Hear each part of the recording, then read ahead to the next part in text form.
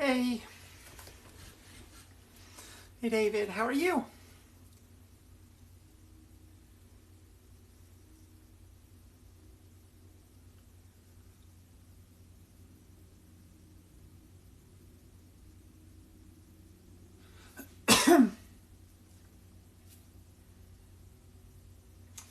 It's addressed. So, well, see?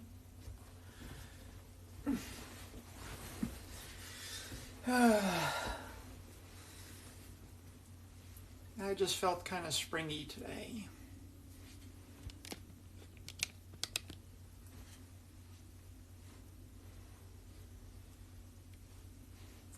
Hey, Bright Eyes. And hey, you're gonna... I see your avatar.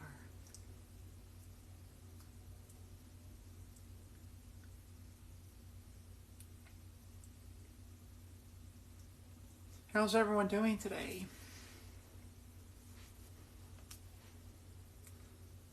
Hi, Coco. How are you doing? Hi, Puzzled.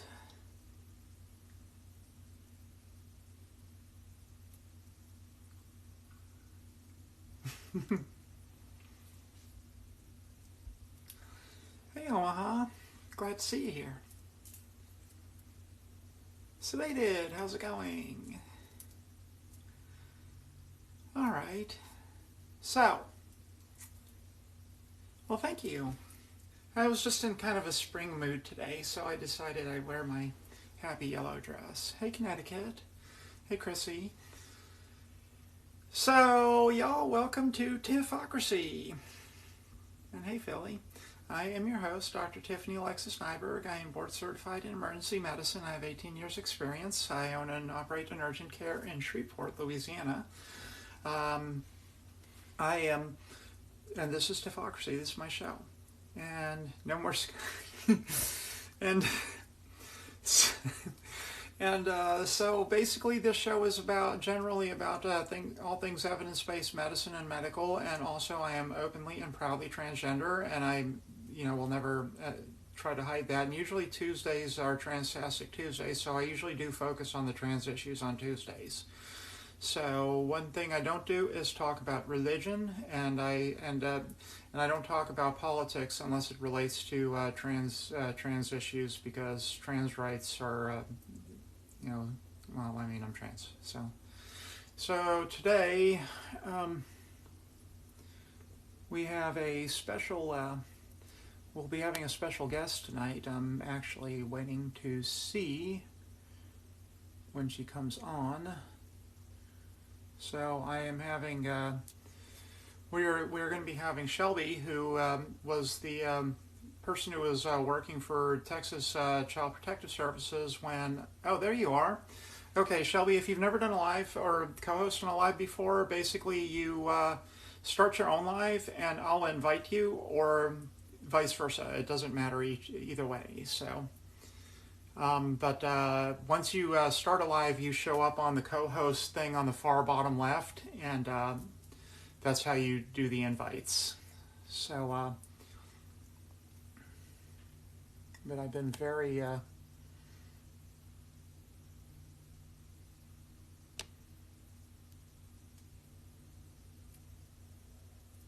hey, Divine Healing. Yeah, I've been doing good. I don't know how to turn the QA off.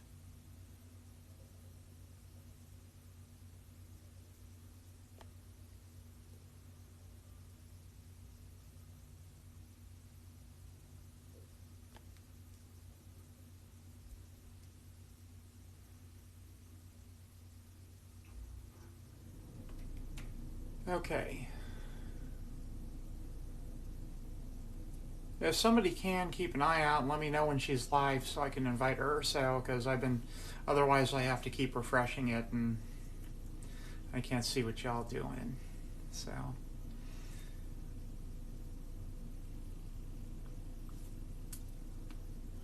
Gino, yes, they will go back up. Cyrus, thank you, but I can't really do a skincare video because I don't really do anything special to it. The Q&A has to be up. Well, I didn't turn it on. Oh, there she is. So yeah, it worked. See?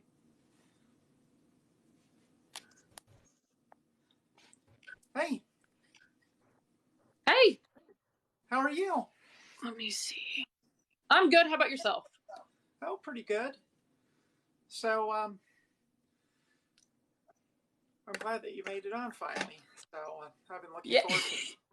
So It's been a very interesting last couple of weeks. I feel like you got caught up in a whirlwind, huh? Yeah. Definitely a lot more media attention than I thought I'd be getting. Yeah, I kind of had something similar last year. So I wanted to. So, but hold on one second, y'all. Shelby, I'll introduce you, and then you can, if you've got people, if you want to introduce for people over on your side, But this is Shelby. You work for the Texas Child Protective Services, basically, right? And she had a Yes, crisis of that's conscience correct. when this atrocity came about, and then decided to not just do something about it, but she opened up a few cans of total fucking awesome sauce, and not only resigned but also organized a protest in Austin that way overperformed and had way more people show up at it. And I don't know, I just thought that was just so freaking cool. So Yeah, it's definitely it's been a lot. I think CPS in general. So I started, was it 10 months ago as an investigator. So we're really like the forefront of when it comes to Abbott's directive. We were very much in the thick of it, and all of the people that were in my unit, which there were originally 6 of us, we've all resigned because of the pretty much stemming from the directive. And not only that, but there's been a lot department wide. We've lost supervisors, we've lost program directors, we've lost other investigators because of what's going on and how it's completely opposite of what we signed up to do. And so that's why I want to get my experience out there and just be like, hey, what's going on with Abbott and what's going on with Paxton and everyone here in Texas, it's pretty detrimental to children. And so it's it hits close to home too, because I identify within I'm a lesbian, so I identify within the LGBTQ IA community. And I mean, my best friends, 4 of my best friends are trans, and so like this hit home for me. thank you for acting on your conscience. I had to, because it just, even before the directive, it was hard, because I would have to go out on cases where there were youth attempting suicide, because maybe their parents weren't accepting, or maybe school wasn't so accepting. So to interact with, oh gosh, I think there's a list of like 13 or 14 kiddos that I dealt with that related to the LGBTQIA community. Just being able to kind of experiment, like show my experience growing up. And I came out, what, 15 years ago. And so just knowing that we're going backwards, it's heartbreaking. Yes, this is. I'm gonna say that it's been just appalling and horrifying. I've been watching this from Shreveport basically, and I didn't have the best feeling coming into this year with these things because just well, the trend given last year with people passing those shitty bills, kind of spoke for itself. And I knew that they were going to be back with more this year, but the amount just astounded me. And then I don't know. It seems that Texas is just like decide. It's like Texas and Florida are like in a race for some sort of like Hell Cup or something like that. Like the prize is like the Satan Cup or something. I don't know. When they're just both. Actually, that's not even nice to people. Even Satanists are nicer than that. But actually, they're really pretty nice.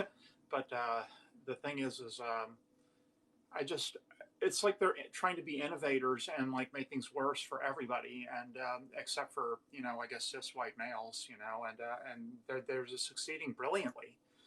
Yeah. Um, And it's I definitely didn't see it. that's, I yeah. mean, that thing that Abbott and Paxton pulled, I mean, that's ridiculous. I've never heard of anyone just reframing a law like that. That's like the kind of thing that you would hear of happening in like the 1950s or something like that. We've had quite a few investigators refer to it as Nazi Germany, and how that Yeah. happened. And although the magnitude isn't quite there, it feels like that's where we're headed. Because the way I explain it is, and I have a lot of people asking kind of what the directive is. So on February 22nd, our governor here in Texas, Greg Abbott, put out a directive for Family Protective Services to investigate parents for child abuse for giving their children gender affirming care. And that can range anywhere between talking to a therapist to receiving some sort of treatment. And he made it so that the department, so Family Protective Services, would actually open up physical abuse cases against these parents for getting their children help. For, in my eyes, actually keeping these children alive, because without some of this care, some of these children Yeah. still wouldn't be with us. And so the minute he started directing Child Protective Services investigators to do that, the minute that came out, the department never gave us any sort of directive of, okay, this is how we're going to go about it. We looked, and the definition of physical abuse isn't even remotely close to what Abbott's trying to kind of rework and kind of say, oh yeah, well, it's covered under this. And these cases that are open, there are currently 9 open that can't be closed because of the injunction that Travis County got statewide. The good news is, though, I learned last week that we're no longer taking cases. So there are no new cases coming in for families until the hearing that's going to be in, I believe it's in July. I forgot what date it is, but there's actually going to be the hearing about the injunction. And so currently, right now, we're not getting any more cases, which is great news, and I'm so happy.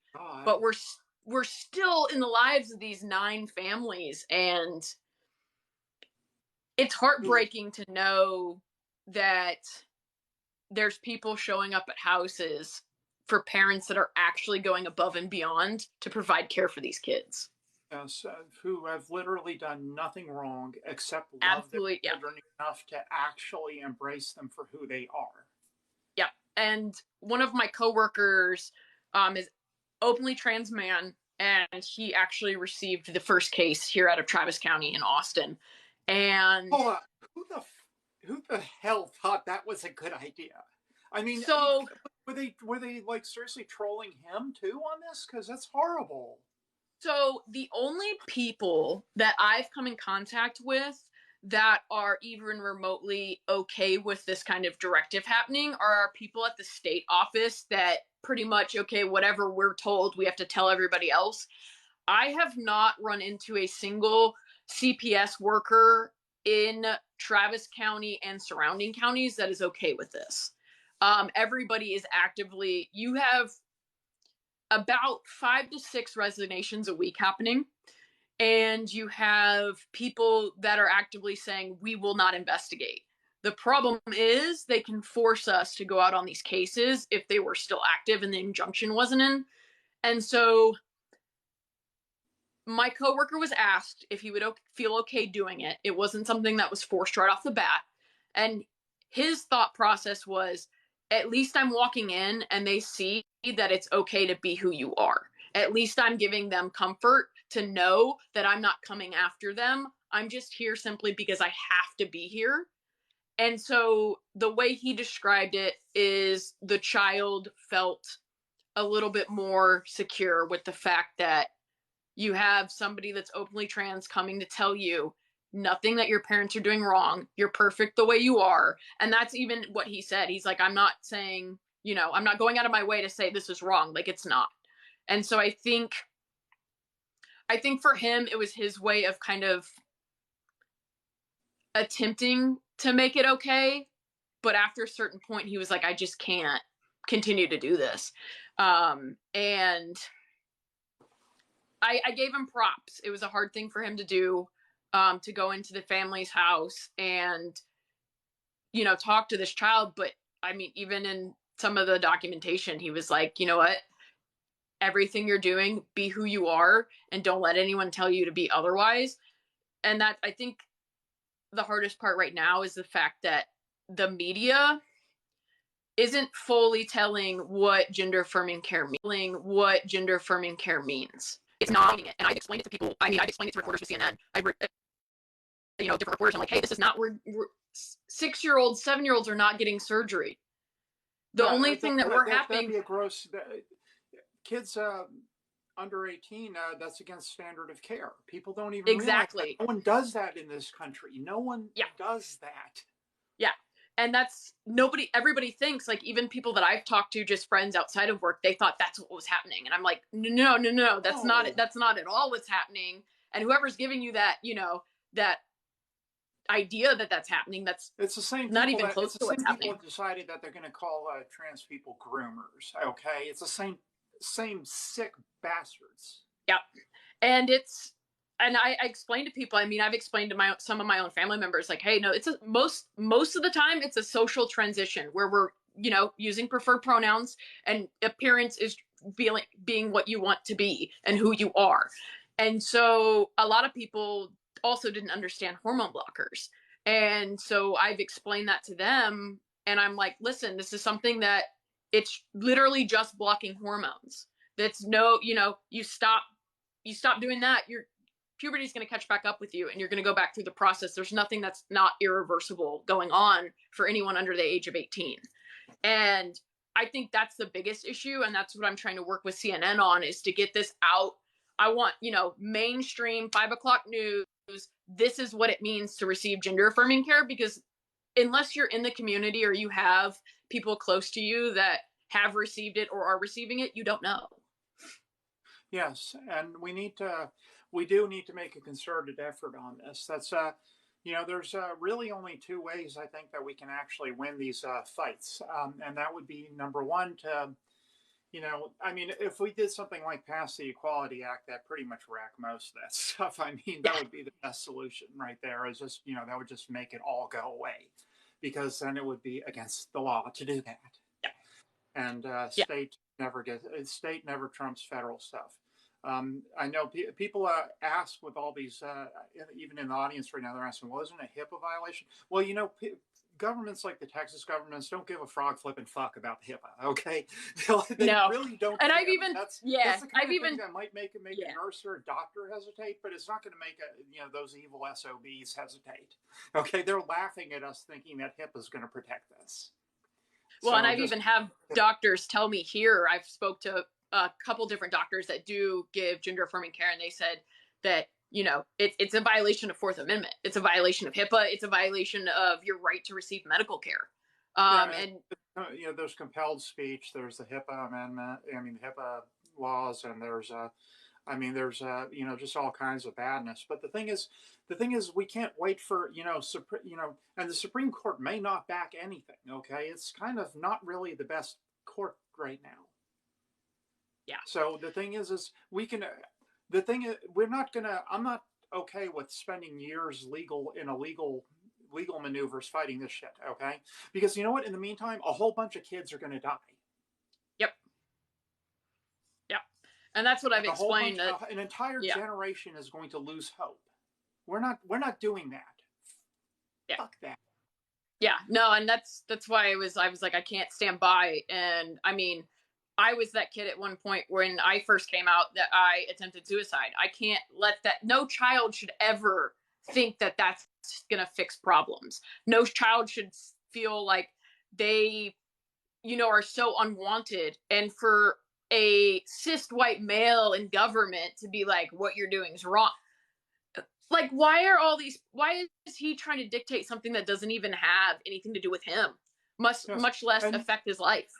And even the one or two areas where there, may be ambiguity or something, I'm not going to discuss it with them because they're not trying to do anything for safety. They're not trying to do anything to help anyone.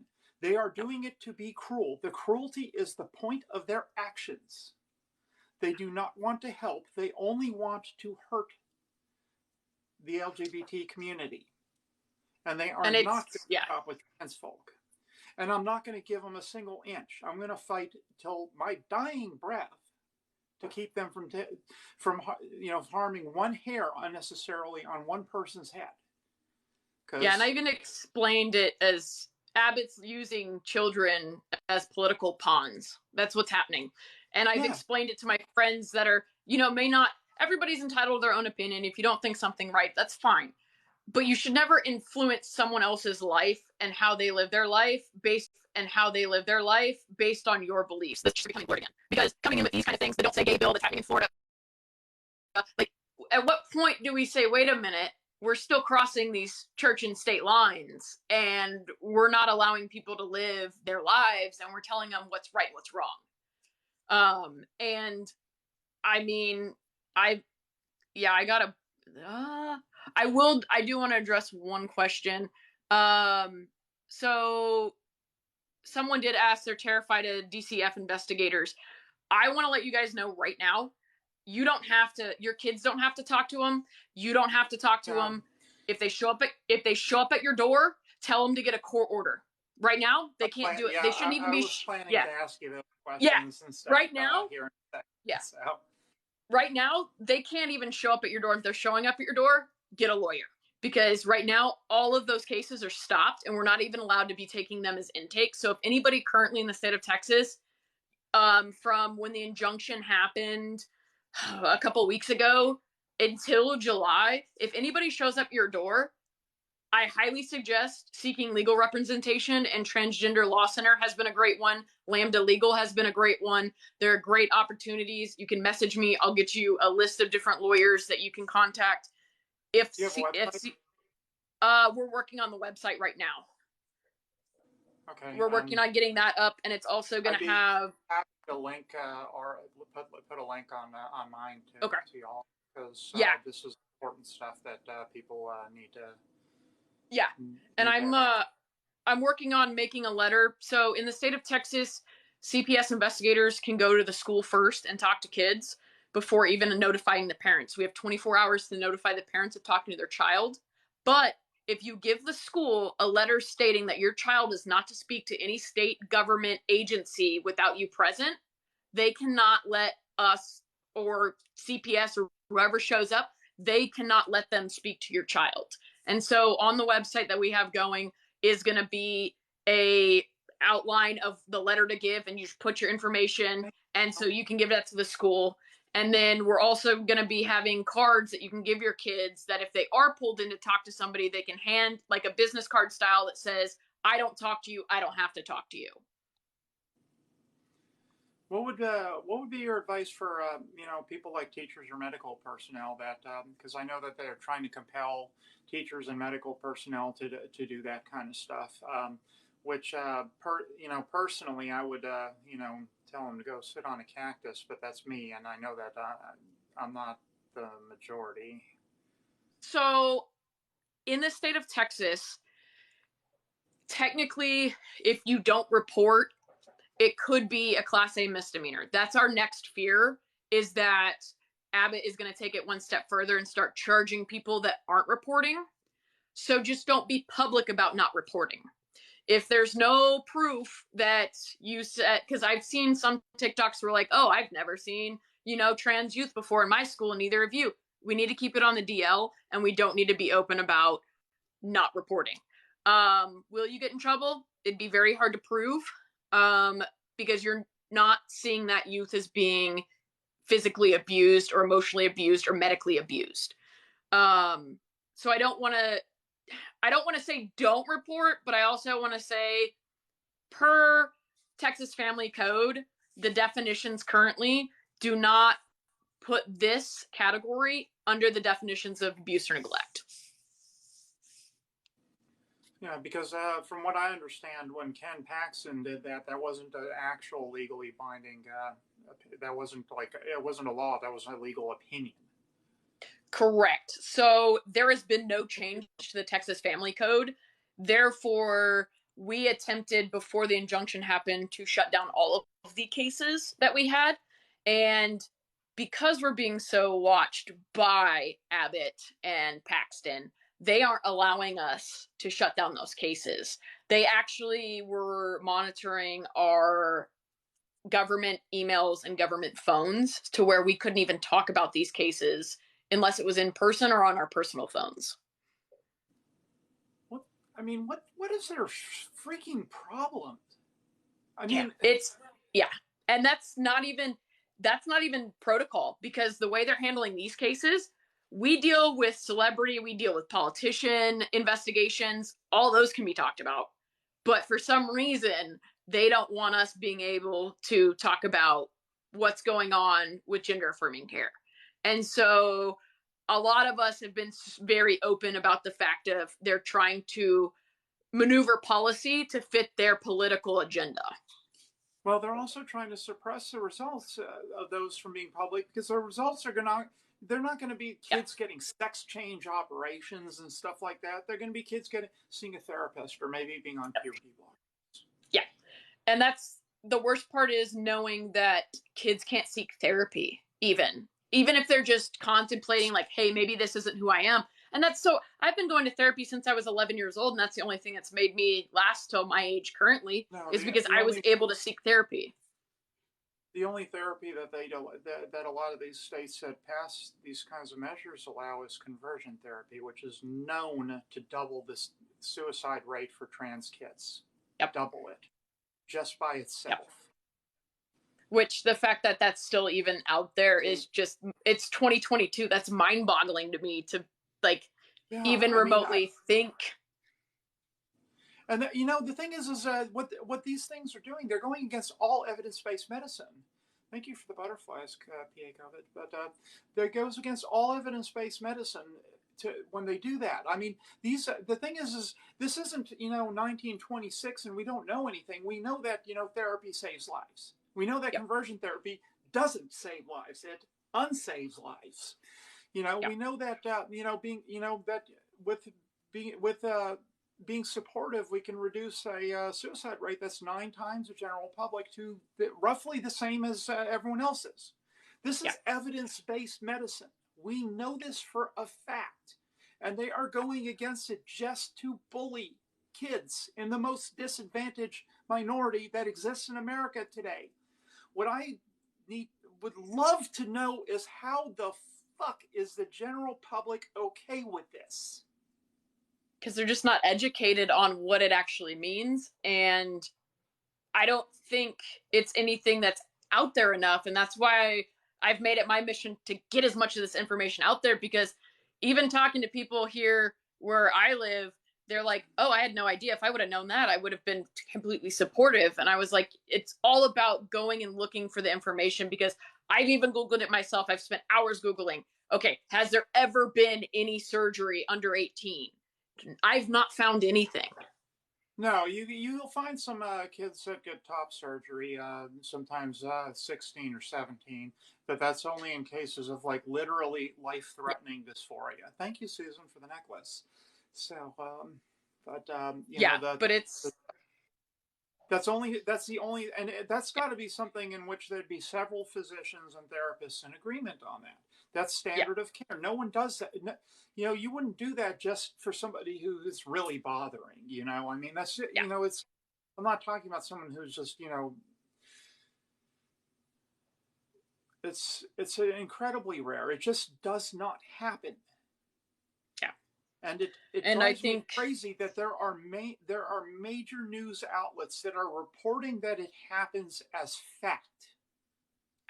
Like, and honestly, that's why that should have their broadcasting licenses revoked. Yeah. And that's why I wanted CNN, and I've given them CNN, and now it's going to be 60 Minutes that I'm talking to, and I want them to get out there like, this is what it means to receive gender affirming care. Because you're right. I mean, it takes months, years in order to even get to the point of talking about top surgery. And that's, like you said, the most extreme cases. It's not, 5, 6-year-olds, saying, oh, well, I don't like this. And, and so I think it's about education, and I think it's about not being silenced. And that was kind of the reason why I had to leave the department, is because we were slowly being silenced. And so I knew leaving, I would be able to be vocal and they couldn't come after me. Could they still? Probably. I have nothing to lose. So, and I almost say bring it on at this point, because right now I'm kind of ashamed to say that I grew up here in Texas. And the fact that, yeah, and it's bad. I have a Texas tattoo, and I'm thinking about maybe getting it covered up, because it's so. Yeah, I grew up in Dallas, so Okay. I mean, Yeah. I got to, I mean, I used to love Texas, but honestly, I will never, I don't know if I'll ever step foot in the state again, to be honest. I'm Plus, surprised I came back. very welcome in there anyways. So, because, my clinic, I have a lot of people from Texas that come to me Yeah. now. And Oh, I'm sure you've gotten overwhelmed with. No, I haven't been overwhelmed. I'd love to be overwhelmed. Okay, I need more patience. But the thing is, I have almost as many people that come from Texas as I do from Louisiana. So, And that's why I think we saw most of our cases out of Austin, is because this is where primarily we have some of the bigger known gender affirming care. And so, but we've already had families fleeing. We've had people pack up and leave and go to different states because of the fear that they have for their children. And I mean, that just breaks my heart that, parents are also fearful in this. And even if, yes, these cases are remaining open and nothing else is coming in, but it's also affecting other things, because if these families are law enforcement, teachers, first responders, if you have an open physical abuse case, you can't do your job. And so not only is it's putting harm on these children, but now we're taking even more teachers out of classrooms. We're taking even more first responders off the streets. And so most of the families that have cases, they do identify with something where they might not be able to do their job with one of these open cases. not to mention that if you get investigated enough by something like CPS, it pretty much trashes your life, because people will assume that you did something, even if you're a high profile victim of it and is well known that they're like, a family that was being persecuted for having a trans kid, they tried to take a job somewhere else. They're going to encounter a ton of trouble, because people are going to assume that they were being investigated by CPS. It's all over the news, and they must have done something wrong. So I mean, it's cruel on so many levels. I just I feel bad, because growing up here, it was not always people were very accepting of parents. Most of my friends don't have the most, accepting parents back then. So to know that these parents are going above and beyond to get care for their children, and then this is how we greet them, is, I can't imagine being a parent right now. I can't imagine being a kid and having that situation, and knowing that, and being able to see your life as it could be, and then just have that be destroyed, and your family getting destroyed in the process. It's so unfair. Like, I honestly, I have trouble wrapping my head around it. It doesn't make any sense. Yeah, it doesn't make any sense. It doesn't make any sense, and it's not just the fact that it's 2022 and some of these bills that are being passed in other states, and with this directive, it's just like, where are we? Like, why are we going so backwards when, it's not like we're having epidemic of parents, forcing children to, transition. Like nobody's forcing their kids to do this. These are how these kids are born. They know who they are, and who is government or anybody else to tell them different. They've been planning this for years. Yeah, and it's unfortunate. And yeah, it's. But yeah, they've been planning it for years.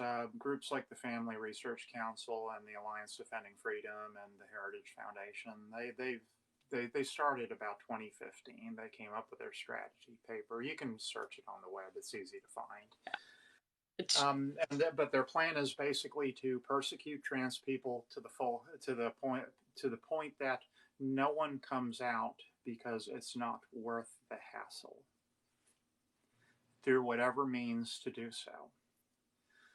They also plan the same for the rest of the LGBT. Well, I provoke them to try and come after me, because they will. Yeah, they can. What are they gonna do? But I refuse to stand by and watch them go after children. It's not okay. Yeah, me too. It's too far. And people, we need to, every person that reacts with shock when they find out what's going on, that's a win, because those people, once people realize what's going on, once people realize what it is exactly that those dark-hearted SOBs are doing, they won't be able to unsee that. They won't be able to unlearn that. Yeah. Our site has when we get converts, they're forever. Oh wow, thank you. Sorry, I keep getting gifts over here, and that was like a really neat carousel. Some of them are pretty cool. So yeah, but the thing is yeah, I mean, our site is one of those continue, like they can put out that propaganda, but once somebody knows what they're actually doing and sees it for what it is, they're not going to go back and just jump on those people's bandwagon, because it's just inhuman. And there's no covering it up too. I mean, and the thing is that the further they get in their offensive, the more naked their hate is. Just for example, my last video today was about Lauren Boebert actually put a measure up in in Congress to eliminate the adapting that TSA was doing to help trans people. Like that, there's no point for that. Thank you for the crown, but there's no point for that except to just be freaking cruel. Yeah. That doesn't solve any problem for anybody. That's just doing it to hate on people. And if it was just, Boebert the bumblehead, that'd be one thing, but the thing is it had 11 other sponsors. Yeah, it's other sponsors that thought, trans people are getting it too easy in airport security. They need to all be individually searched, because you know what? They're all Al Qaeda. They are definitely all Al Qaeda. But look at their record for how many guns actually make it through their TSA lines. But they want to worry about trans people. Fireworks. Sorry, the gifts. They're like fireworks and stuff going on. So. Thank you, Paco, and Judy. So, but yeah, it's just, and just I don't know, state after state keeps passing them, and I don't know. I'm hoping that we don't pass any in Louisiana. We held the line last year, and I think we can do it again this year. And I'd like to keep this a safe haven. I'd like for this to. If people are going to have to leave some of the other states, they maybe could come here and turn a little bluer here, because I don't know, Louisiana's always kind of had it's the South and all that, but it's also, there's a little more laissez-faire here about and live and let live, and I think that it's a little different from a lot of the other states down here, and I'm hoping that maybe could be like, turned a little bit more favorable, because we need to have some enclaves down here that are safe on a state level if this is going to be going on. Yeah, and I think my biggest explanation to people with other political views is, okay, what rights will they come after next? What's next? What's the right? They're already in full swing after abortion rights, and yeah, so it's like, wait, so the next is going to be gay marriage. Okay, they're going to go after gay marriage. And I heard Texas wants to go after birth control. Like, that's going to be one of their next. And I'm like, yeah, that's another one of the things. Yeah, they want and it doesn't. They want to leave. They want to federalize the criminalization or legalization of homosexuality too. That's another end goal that they want to do. They want to literally make being gay illegal. These aren't like, this isn't like, pie in the sky tinfoil hat shit. This is like they're starting to say this stuff openly. Yeah. Thank you, Tifties, and hey. Yeah, they're actively coming after us, and I don't think many people realize it. I know a lot of people in the community here aren't fully aware. They just think, oh, okay, you're talking about gender affirming care. No, we're all under attack. Maybe it's not okay if they just attack us. Yeah, like that's what I explain to people too. Yeah. Well, and that's explained to people. I'm like, all right, what's next? Youth aren't going to be allowed to take antidepressants. What's their next ploy that's going to come if they're coming after, gender affirming care? What's next? So it definitely keeps me up at night, though, knowing that, this is the struggle. Yeah. And it's, I don't understand how they got so strong so fast. But the thing is, if we don't stop them right now, not next year, not after midterms, if we don't stop them right effing now, it's going to be too late. Yeah. Yep. And it's going to go back to where don't ask, don't tell, and everything else is in effect. Don't tell. It won't be just don't. Yeah. It would be Nazi Germany, and we will all be not having a fun time. Yeah. The cool thing is that, at least I'll miss most of that because they'll come for me first. So. Well, maybe, yeah. They're going to come after everybody that's spoken up. So. Well, yeah, I'm 20 miles from the Texas border, for God's sakes. And I also, the reason that I got my start on social media was because last year when Arkansas passed their stupid fucking law with the medical ban, I decided that I was going to take out billboards around their state legislature building reminding them of who they marginalized, which I did that. So I took out 3 of them on all the major roads leading away from the legislature building and made sure that they faced the building. Thank you, COVID stats. Just to remember. You know what? It was my face on with the background of the trans flag and saying, "We don't hate, we don't discriminate. Everyone's welcome here," and our clinic address. So just to let them know exactly, who was, who they were marginalizing. So we might just need to do that here in Austin. I would love to, except I don't have the money right now to do it. So, because it takes about $4,000 or $5,000 to do something like that. I think I'd be willing to sponsor that myself, just to be able to see that right next to the Capitol. Yeah, and I thought about I thought about doing that, or actually, what I'd like to do is put them around Greg Abbott's house. Actually, is what I'd like to do. That would be even better. I'm a little pettier than that. Yeah, yeah. Might just have to inundate him with. I still have the billboard designs. So. All right, we might be able to get our followers together to donate to that one. I think we might be able to scrounge something together for that. Well, I have them, and I have them in TIFF files too, so they could be printed out and put up, and probably pretty much on demand. Might just go around his house and see which neighbors would let us put some banners in the yard directly towards his house. Or maybe rent an 18-wheeler and just see if a neighbor would allow across the street would allow it to be parked facing his house. You know, I think we could come up with some good ideas. What I'd like to do. Yeah. So. There's a lot more I want to do, but it can't be publicly said, but...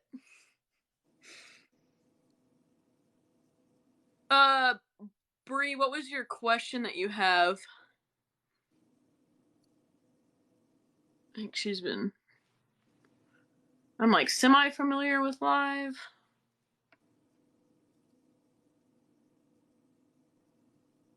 Let's see.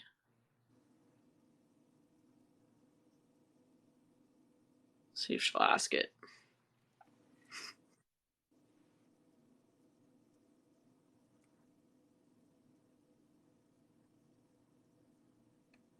Actually, got a couple of good ideas just now. Are you getting ideas from some people? No, I just had I had some other, I don't know, I just had some other ideas. So I need to let them, I'll tell you later, but one of them I think is pretty doable. Yeah, my tattoo artist wanted to make a pretty nasty portrait of Abbott on my arm, and I was like, I don't want his ugly mug on my arm for the rest of my life, but it would be funny.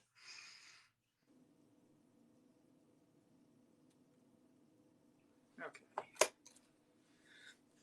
Sorry, sometimes those things, if I don't write it down, I'll forget it, and might be a good idea.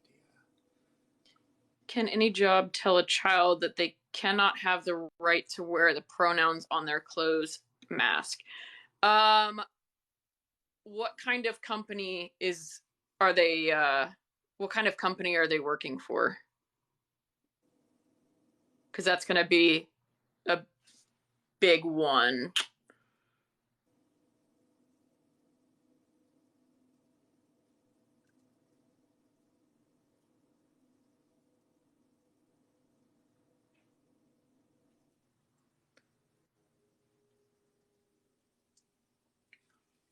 Yeah, one thing I would, is anyone who is, thank you, anyone who is, trans, one of the things that actually I would highly recommend is, it's a pain in the butt, but if you've transitioned and you're living openly, get your name changed.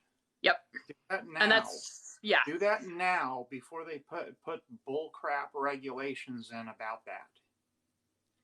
And in the state of Texas, you can live in any county and you can come to Travis County, and it's the easiest process ever to do name and gender marker change. Yeah, and that's similar in Louisiana. I think I think in New Orleans, that was where you can go for that one.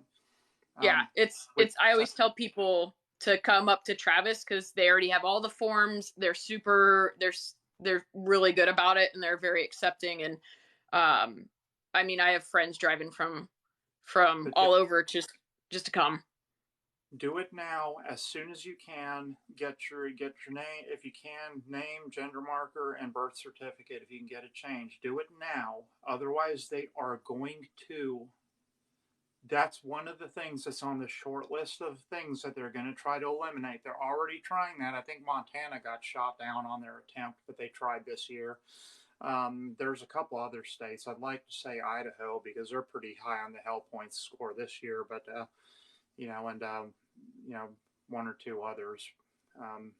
But there's going to be more next year. That's going to be, I guarantee you, every state that's trying to pass any form of ban will try to do that next year. So, and you can also seal at least in Texas, you can seal your old birth certificate so no one will be able to find that. Yeah, so please don't wait on that if you can. Trust me, when it comes to trends, I'm real good at spotting them, y'all. You know that. That's why you follow me. So, but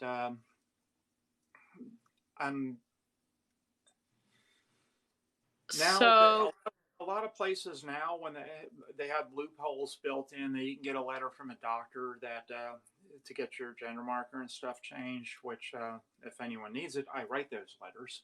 Um, but the thing is they're going to close those loopholes, and they're going to make them not ambiguous, so that there's no wiggle room on them. And remember, this doesn't solve any problems. They're not doing this for any form of safety. They're not going to be solving any social issues. They're going to do it just to be cruel. The cruelty is the point of what they are doing. There's not a why to it other than that. The only why is that they effing hate us. So let's take that option out of their hands. So Bree, there should be. So you said okay. So in your state, in your county, there should be a waiver, and they'll do waivers for cost for court, and they'll go based off your finances. And if you can't afford it, that sometimes you can get it done for super low cost or free. Or if you can't get that done, make a TikTok about it. Yep. Seriously, make a TikTok about it and contact someone like me or Shelby or something.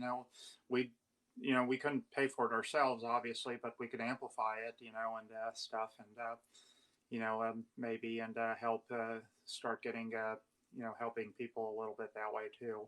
I'd like to, I would, at least I have several accounts, some, besides my primary, some of which are actually pretty big, and I can actually do a decent amount of that going on there. So, because one of the nice things about the internet is you can sometimes get problems like that solved, and also you're talking about something that's usually like between 50 and 250 or $300. Yeah, that's a doable goal. That's not like asking for 5,000. So yeah, no, there's we can definitely Bree message me and we can get it all figured out. And I can make a TikTok, ask for donations. I did my live at the rally, and I was able to donate $300 to the Trevor Project. So we can raise those funds. And I've got good connections with other decent sized and some really large creators who I'm betting that on these kind of things, I'm betting that I could talk them into helping. Well, and I might even be able to get some of the organizations like Transgender Law Center and stuff. They might have, some information when it comes to how to do it for super cost efficient. That would be very helpful, actually. Yeah. And so I'll get in touch with them and see. And then if anyone, I'm pretty good with navigating the court system. So, I think we already have people that have donated the $300, willing to donate the $300. Yeah. So we already have that covered. I know. Also, and if you need web design, if you need web help and stuff like that, I may have people that can help with that too. One of the nice things about having had the following for enough time to, I've actually gotten to know a lot of them. So, I know that I could probably get some help over your way for that. Yeah, I think so. I'm working with Mike Hendricks, who ran for state representative here in Texas, and he was actually a survivor of conversion therapy, and so he's been primarily working on website as I'm getting all the information together to kind of get it onto the website. So I just have to check back in with him. We're gonna do website. We're gonna have a hotline to call. It's gonna be 24/7 hotline. If CPS shows up at your door, we're going to have a number that you can call, and you can talk to either me or somebody else that knows exactly what you can say and exactly who you can call to follow up after that. That's awesome, actually. And then I think there was another, Hannah, when it comes to informing, she said, how do you plan on making sure the school systems are aware and on board with the letter to deny CPS? So I'm actually going to reach out to some of the local superintendents and school districts that I already have kind of connections in growing up here. And I'm going to kind of remind them that, hey, this is something. Most of the schools here in Austin that I've already gone to CPS wives, I've already informed them. So I know Austin's pretty informed, but when it comes to rural areas. I think attached to that letter is going to be the statute stating that a parent can deny the department access. And so I think putting that on there as a reminder of, nope, here's the state statute saying this. Yeah, that's really important. Yeah. I'm glad that. Now, yeah, I was going to say I don't know the court system very well. Actually, that's one thing that I'm extremely poor at is legal knowledge outside of medicine, because I'm really as layperson as it comes. Oh, thank you for the quirky. Thank you, download. That's all. We just already raised the money for Bree to awesome. do a name change for awesome. for her son. That's awesome. Oh, that makes me so happy. Now you see this is even despite all the flaws here. This is why I'm on this platform. I'm really proud to know people that do stuff like that and meet people that do stuff like that. That's just awesome. Oh, that is so awesome.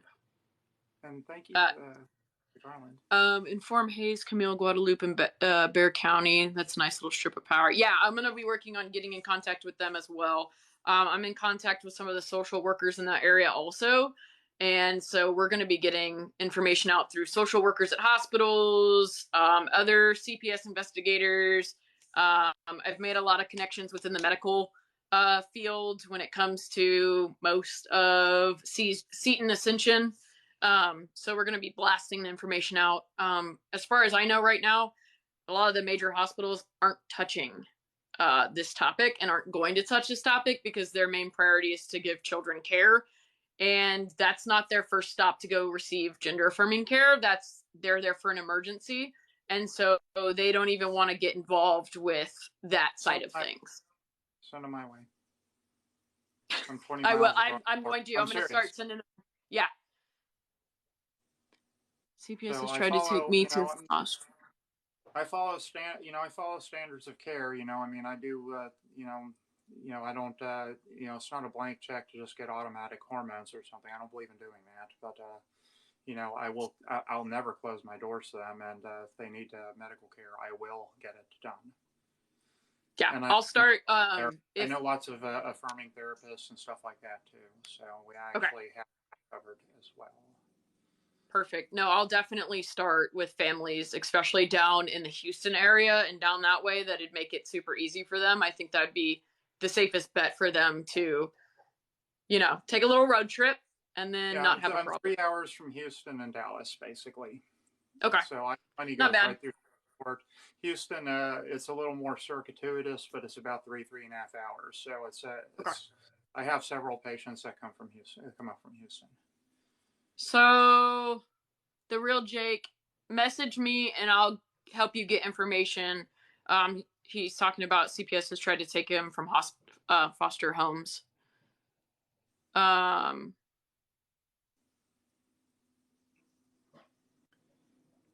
Yeah, message me and I will get you that information. I'll give you that information tonight. Because they don't. How old are you?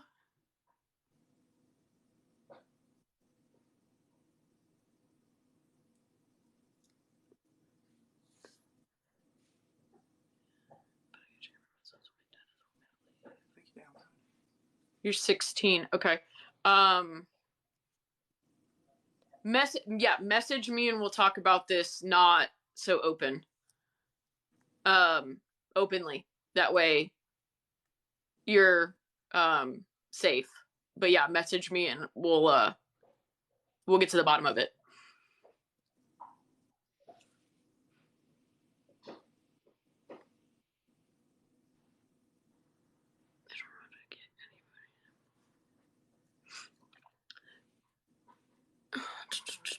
Okay. I don't like that. Libby, anytime. Thanks for coming by. And good trouble is what I do. Someone said, I'm so glad this is happening. Thanks for the good trouble. As good trouble is actually, it's kind of the thing that I do. So it's what I like to get into. It's the good trouble that I told people when I started doing CPS, as long as I could save one kid, that was worth it. And I got a list of 74 so far that I did. Um, um, but and then my next goal is to at least save one kid speaking out, and so far I've hopefully done that. what you're doing, bringing shedding light onto the inner workings of what's going on here, that is invaluable. That is it's that is something that most people don't ever get a chance to do, and you're doing it the right way. Yeah, and And yeah, there are people, there are kids, who are scared and, down in, Brownsville, or Pocatello, Idaho, or something like that, that are seeing this, and it gives them hope. Okay, yeah. what you did. Okay, so that's really effing cool. Um, That's all I wanted to do is that's the beauty just of to these remind. Yeah.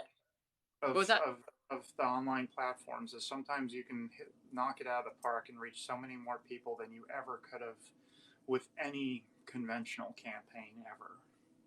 Yeah, and that's what I wanted to do, and I just wanted to. I mean, these kids need to know that they're wanted, that they're loved, and that there are people out there willing to fight for them.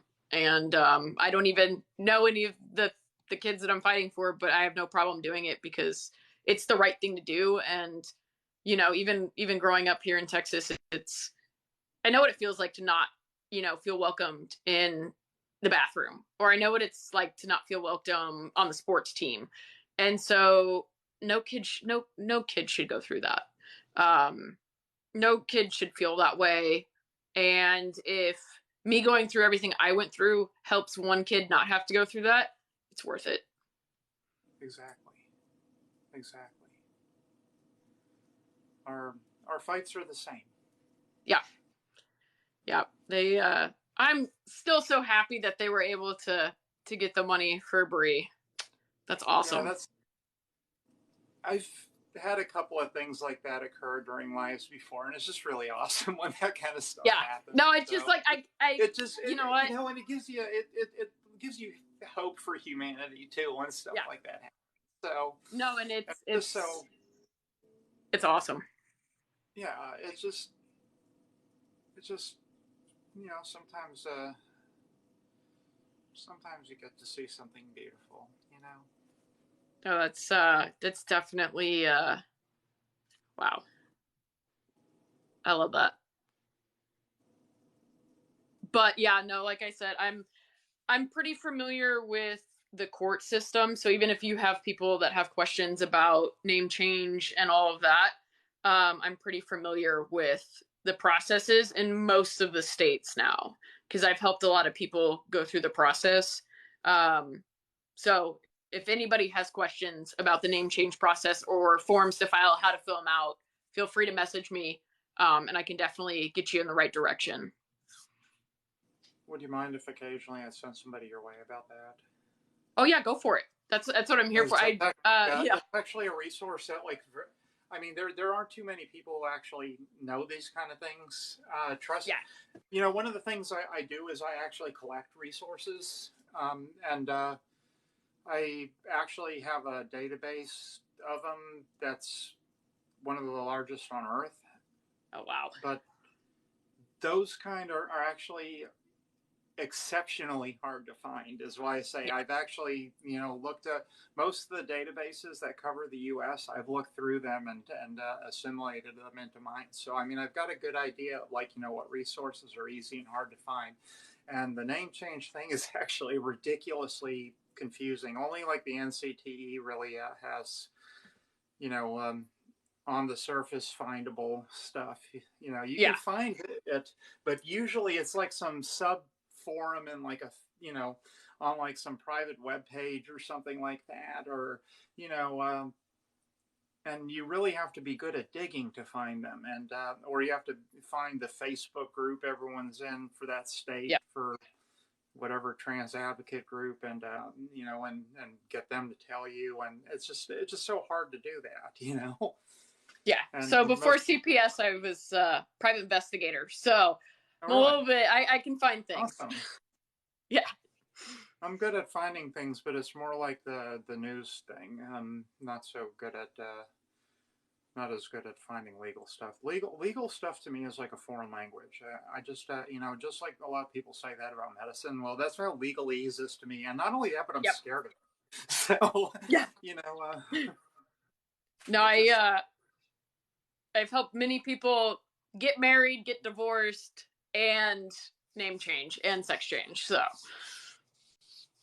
awesome, awesome, awesome. is it illegal to get my name changed in Georgia? No, you'll be able to get your name changed in Georgia. It might be a little bit more difficult because you are 16. But again, send me a message and we can work through that, and I can tell you kind of what you might need to know. I think there's only one state that you can't absolutely like get some of the stuff changed. I want to say it's Tennessee, which wouldn't really be a surprise. I was gonna say Kentucky or Tennessee, somewhere. Yeah. I'm pretty sure it's Tennessee. Tennessee Okay. sucks more so than most. If it wasn't for Texas and Florida, they'd be neck and neck with Alabama and the hate parade. So yeah. Yeah, no, we can Jake, I can definitely help you with that. And getting those documents put together and how to fill them out. Awesome. Yeah, I'm would yeah, definitely. I'd like when you get your website up, you have to send me a link. So okay. Because yeah, we're still working. It's been a mess with all the stuff going on, so I'm finally slowing down a little bit. And then, hey Brad, if you want help with your papers, I can also help you with your. Message me later and let me know what the sticking points are. I mean that I may have people that could help. So okay. Because one thing about trans people, there's a lot go into IT. Yeah. They really do. Or I think handful of mine are military. So yeah, we got plenty of those too. But if you know trans women, if you know 3 trans women, I'm pretty sure one of them will be IT. Now that's not me. I don't know crap about computers. I think out of the trans women I know, they're all IT. So yeah, I'm the anomaly though. Most of them. But you have medicine, so yeah. Which is I'm the only open trans woman doc I think in Louisiana, actually, and I'm the only trans woman ER doc ever in Louisiana. Really? Mm-hmm. Wow. Yeah. The more you know. There's only been as far as ER docs. There was one trans guy like about in 2003 who. There was one trans guy like about in 2003 who. But that's it. I will need help to fill out the paperwork. I don't mess anything up. Bree, send me a message and I can help you with that paperwork.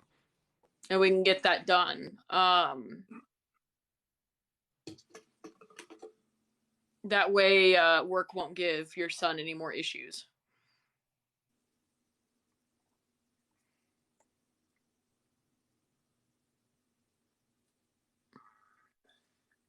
Thank you, love my trans son, for all the roses. Thank you.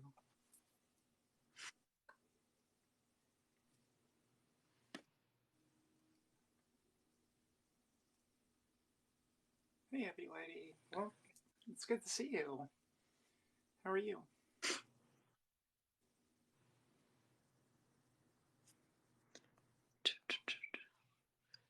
Are there any questions coming from your side that anybody has?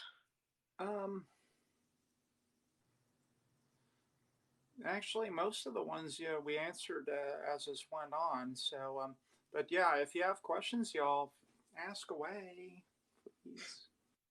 That's what we're here for.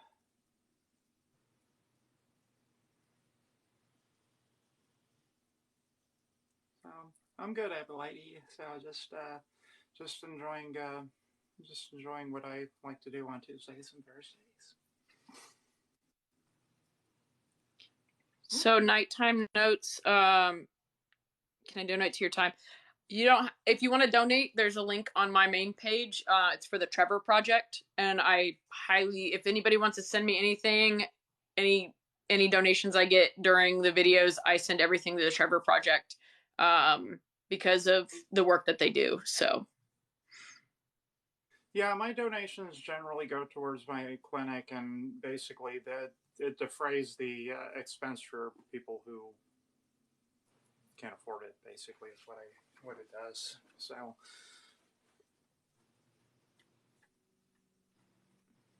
thank you, Susan.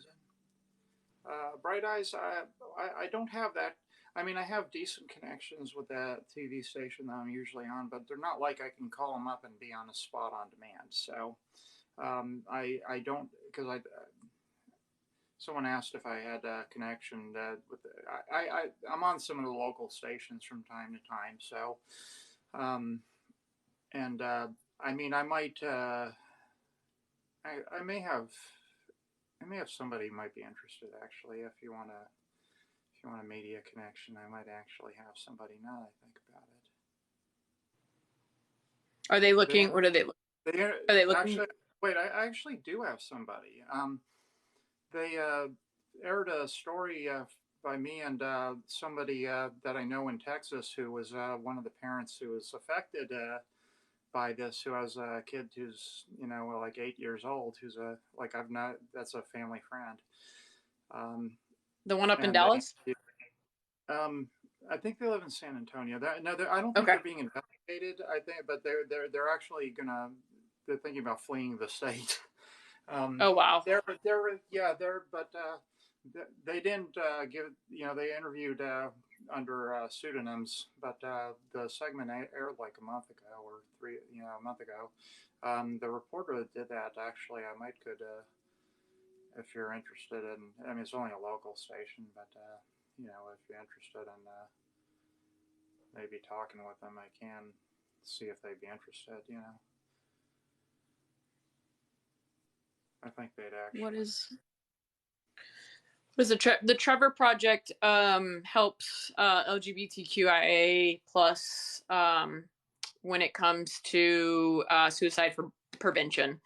So they're a huge advocate for hotlines, and I've actually provided their number to quite a few youth who have used it, and it's been very helpful. So that's something that I 100% back their mission, and anyone that wants to donate anything, definitely Trevor Project, because of the work they do. Trans Lifeline's another good one. That one's staffed by trans counselors, so which I really like that.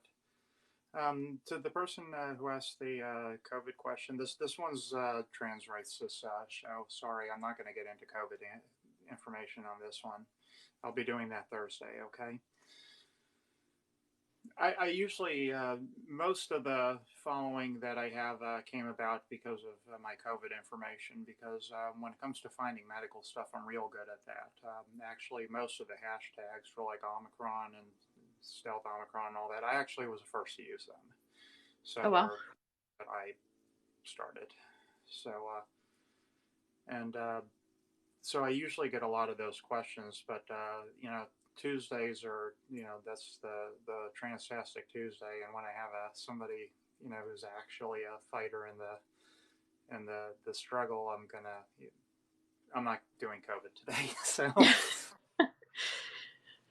yeah, and I almost wish that my coworker was more tech savvy, because I would love to get him on here, and just be able to talk with you, and because he definitely relates to the fight a lot more close to home than I do, but um, he's put everything on the line. He said if this is the hill he dies on, then he's ready for it. So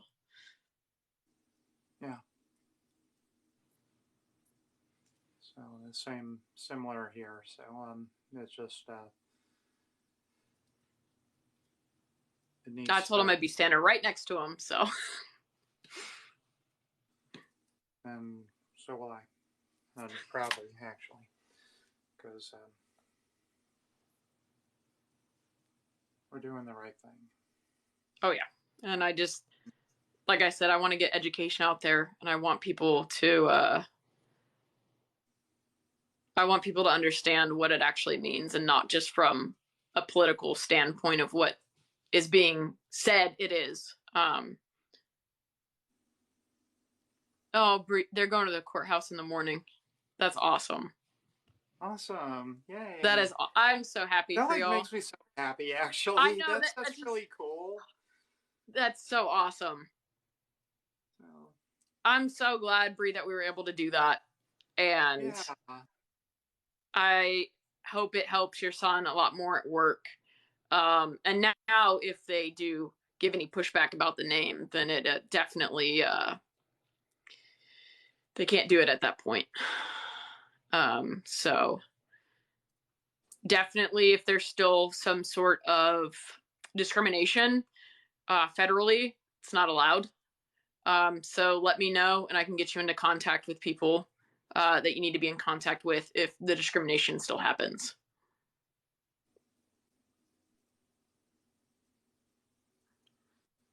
Yeah, that's one thing. One thing that's really badly needed in the trans community is just knowledge on how to fight back. Like not like writing letters and protesting and stuff like that, but like actual legal options, like what to actually do if that stuff starts happening.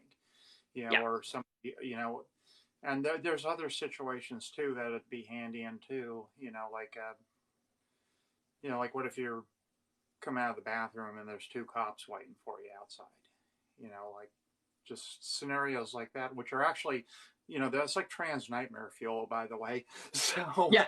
Well, and it's even my nightmare, and I don't even identify, like, it's even my nightmare just because of my appearance. I don't use public bathrooms, and so like I can only imagine. My girlfriend lives in Atlanta, and like when I drive to see her, I will drive through Mississippi and Alabama without stopping. Yeah. I refuse, and that was just because I had an incident in high school where I got beat up because I was told I was in the wrong bathroom. So ever since then, I just don't public bathrooms or. Yeah, I will only go under the greatest duress into them because, like, seriously, like it's Russian for trans people using the bathrooms is Russian roulette. Yep. Yeah. I usually will try and find somewhere that just has the single, like a Starbucks. It's just the one at a time. Yeah, that's a safe option. Yeah. But you really it's something that yeah, I mean, like I have to think about and plan ahead sometimes because like when I go to Atlanta, like I won't I'll try not to like drink anything the night before. Yeah. But I'm like good and It's dehydrated. yeah. Rather be dehydrated than that uncomfortable in those situations. Yeah, because you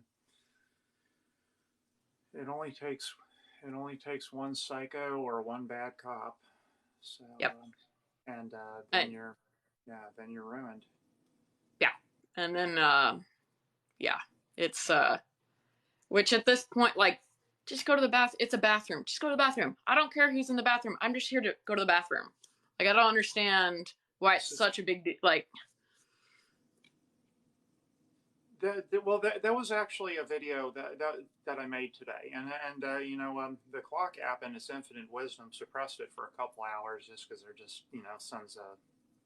mm-hmm. But anyways, so once basically, and I presented like actual evidence of the stats, of what gets done, because people will say that, oh well, it's there's all these trans people or assaulting people. No, there were not actually. There's literally no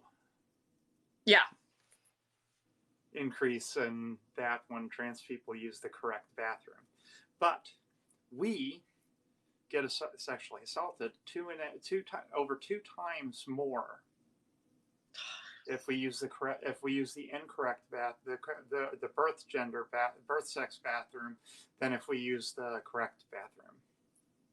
Over twice as often. By the way, this was in middle schools and high schools, the state it came from. So yeah, I wrote all of it down. Yeah, trans boys are 26% more likely to be assaulted, and trans girls are more than twice as likely. 26% of trans kids get assaulted in any given year, sexually assaulted in any given year. Any Wow. given year. So, numerous studies have been done, numerous studies about whether or not we actually are the perpetrators of assaults, and the answer to that is just plain no. Yeah, not at all. Not at all. No. Yeah. So, not, no. Instead, we're victimized plenty, but nobody cares about that. Because they don't want the chance of us being in the stall next to them without their knowledge. Yeah, which, again, just go to the bathroom and leave. We're not there to socialize. We're not there to be best friends. Yeah, I mean, I've never struck up a conversation with a stranger in a bathroom. It's just not what, it's just not, no. Yeah, it's even for me, it's uncomfortable. So I can only imagine for other people, like, I'm uncomfortable and I can only imagine, and there's just nobody should fear going to the bathroom.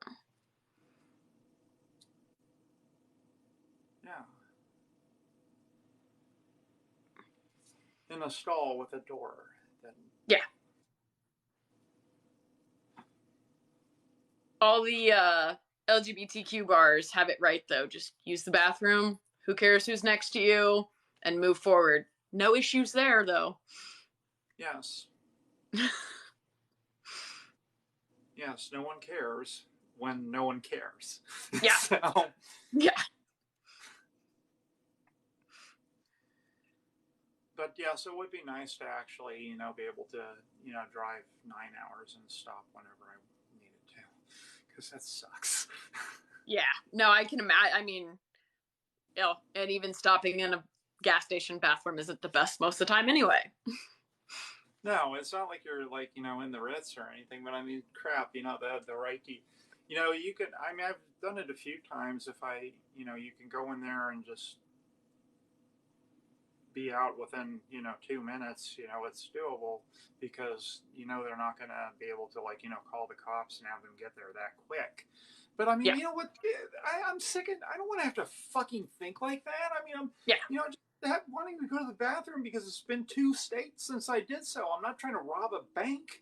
You get in trouble for going to the bathroom, and then you get in trouble if you decide to go on the bathroom on the side of the road. So either way, you're getting in trouble. So it's like, all right, well.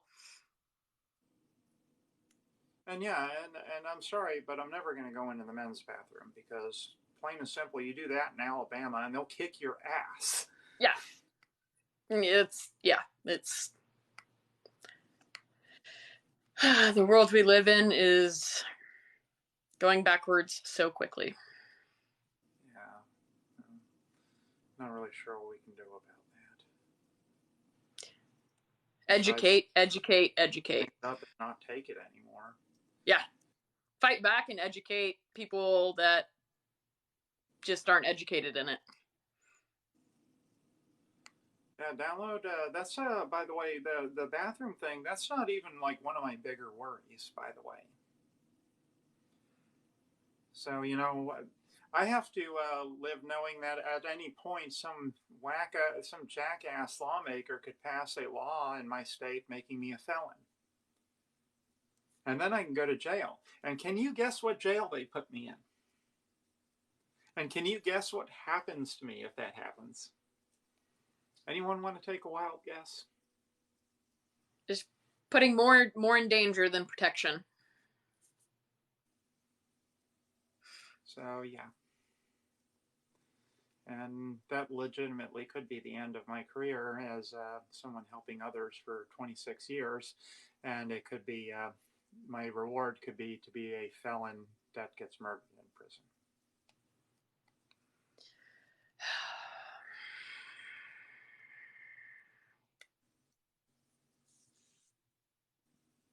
So,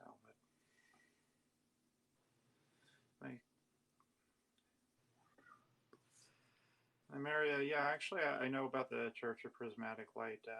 I'm actually talking with the person who is on that because they might possibly be an upcoming guest on my show. Oh, nice. Because that's the kind of thing that I like to actually get publicity for. Stuff like what you did, stuff like what they're doing. That's the kind of thing that needs press. That's the kind of thing that needs to be people need to know about. Because that's another way of fighting back, and that one has a chance of giving immunity to Yep. those laws regardless. So I'm kind of intrigued about that. I think it's definitely going in the right direction with that one. And there's also an element of me that's I got my petty streak, and there's something about that that's kind of trolling them, and maybe that strikes a favorable chord in me. I don't know. So keeps you entertained. Well, yeah, they're gonna do this to me. I'm gonna troll them. So So anyone listening, just remember, when they're talking about these evil trans people being in like bathrooms and like in schools and stuff like that, they're talking about evil people like me. Okay? They're talking about making it so that people like me can't have access to those things. Not some shady, weird things, because those don't exist. They're talking about making people like Dr. Tiffany not be around their kids because they think that I would be the one doing something. So just put a face to it. Next time you see that come up, think of my face, okay? So, especially with that garland that Judy just gave me. I was just about to say, especially, yeah. So, actually, I didn't know if you could see the gifts on this side or anything when they happen. So, I can see some of them, yeah. Because I didn't know that actually. So, but yeah. So, and one thing we need to do is put a face on these kind of things. Put a face on what their objectives are.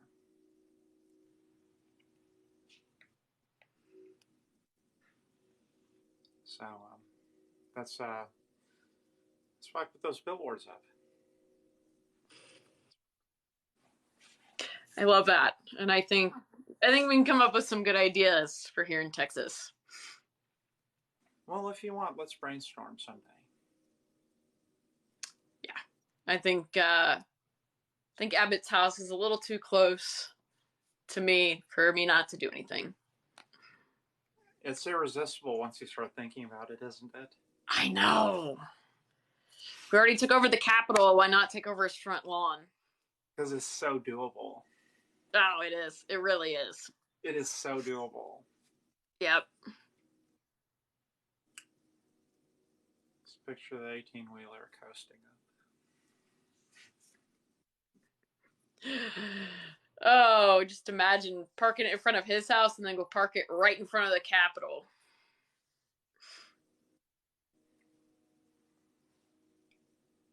So Abbott's house, Greg Abbott, is the governor of Texas who created this lovely, and I say that very sarcastically, directive that makes. Well, I feel like he's just like the person that's behind holding the pocket. I feel like he's just kind of also doing what he's told, but at the same time, he has the evil in him. Yeah, I knew somebody who had a trans kid, and they'd had dinner with Ken Paxton in 2017. And they said that it went really well, and that Paxton promised to be very supportive and all that kind of stuff. And the person thought, well, wow, maybe that solved the problem. No. Yeah, it's the worst thing is when it comes to politicians and people of position where they have to be voted, they go with what they think is going to get them reelected. And the fact that this is the narrative they want to use to get reelected is just sickening. Yeah. I mean, remember when politicians used to run on like, platforms of like solving problems? And now it's running on platforms of proving how much you hate somebody. And creating more problems. Because Yes. anytime we get anybody good in office, they have to spend most of their time fixing what happened with the last administration. Yeah. Yeah. I mean, look at the mess Florida just got himself into. Jesus. Yeah. I wonder where Disney's going to relocate to. Well, and for some Probably reason, not. Abbott said, come to Texas. And I'm like, I don't think that's where they're going to come. I don't, yeah. I wonder if, DeSantis realized that, maybe Disney is not selling out on the LGBT people because, their heirs are LGBT and trans. Yeah. And yeah, it's kind of asking a lot to sell out like that. Yeah. And the revenue from that, though, that they'd be losing is just.